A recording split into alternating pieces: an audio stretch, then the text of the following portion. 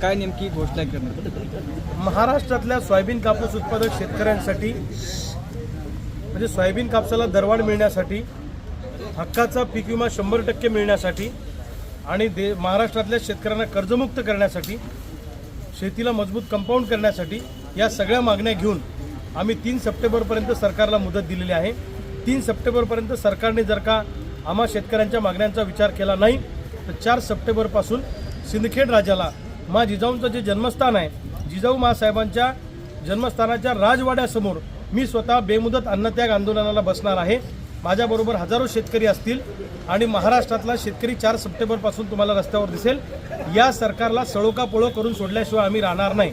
आज 3800 रुपयानं सोयाबीन विकलं जात आहे आणि सोयाबीनचा उत्पादन खर्च 7-7.5 हजार रुपये। किमान सोयाबीनला 7,000 किमान आणि 9,000 कमाल असा भाव मिळाला पाहिजे। कापसाला किमान 10,000